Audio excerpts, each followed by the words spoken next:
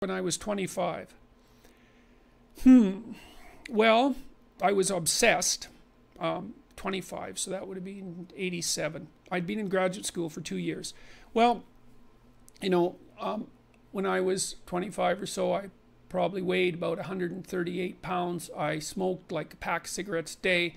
I drank tremendous amount of alcohol. I was from northern Alberta, this rough little town up in northern Alberta called Fairview, and you know, there were long winters there, and my friends were heavy drinkers, and most of them dropped out of school by the time they were 15 or 16, went off to work on the oil rigs, and you know, it was a rough town, and we drank a lot. I started when I was 14, and you know, and so I had a lot of bad habits, let's say, and things that were, and I wasn't in great shape physically, and I was also still intellectually obsessed by, as I am now, and so that would have been in 85. But I decided around then, about 85, 84, something like that, maybe a little earlier, that I was really going to try to get my act together, and so I started doing that.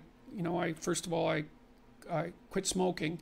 Well, that took a long time because I eventually had to quit drinking too in order to quit smoking, and I started working out, started playing sports, which I'd never done. I was a small kid. I'd been skipped a grade, and I was a small for my age, so sports were never, especially team sports, were never really a domain of expertise for me.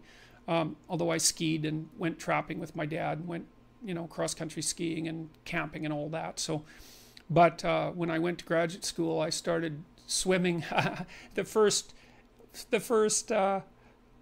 physical exercise routine I did, I enrolled in a swimsercise course, I think it was called. So it was me and this like really overweight kid, and like these 60-year-old women, and man, they could out exercise me like mad. It was really embarrassing. Me and the overweight kid, you know, we'd be just panting ourselves 3/4 to death at the end of the bloody workout, and these 60-year-old women who weren't in great shape were like, you know, chatting away as if nothing was going on at all in the pool. So that was quite embarrassing, and as was going to the weight room, you know, because when I started I could barely bench press 75 pounds, and people used to keep coming over and helping me, which was the last thing I bloody well wanted, but certainly needed. And I got to the point where I could bench press 225 pounds. I think that was the best I did, and I gained about 30 pounds of muscle in a year and a half, so that was a good thing.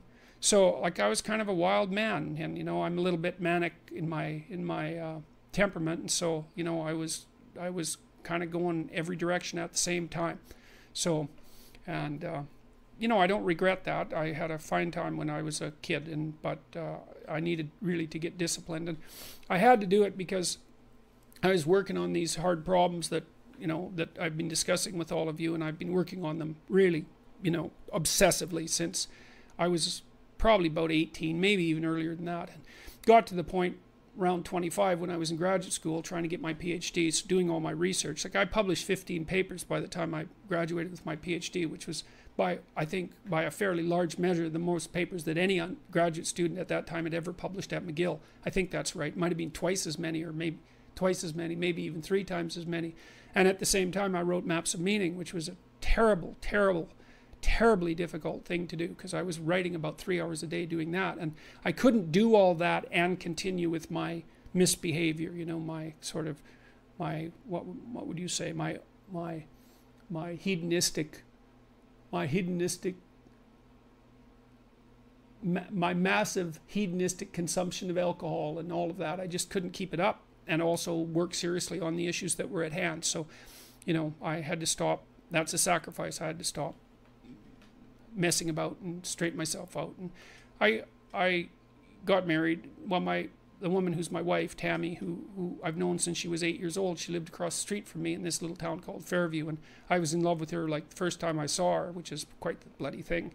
So that's worked out pretty well for me. But she came to live with me about the same time, and you know, we decided jointly to get our act together, and we swore that we'd tell each other the truth, which I think she's actually done better than me. Like I don't think she's lied to me ever in our entire marriage, which is unbelievable, you know, and it's been so useful because I can really tell her things and we can really talk. So I tell you, if you want to have a good relationship, man, you embed it in the truth, because if you don't embed it in the truth, you don't have a relationship. It's just lies. It's a tissue of lies, and it will dissolve in the chaos as soon as a crisis comes along. So the truth is a terrible thing, but not compared to falsehood.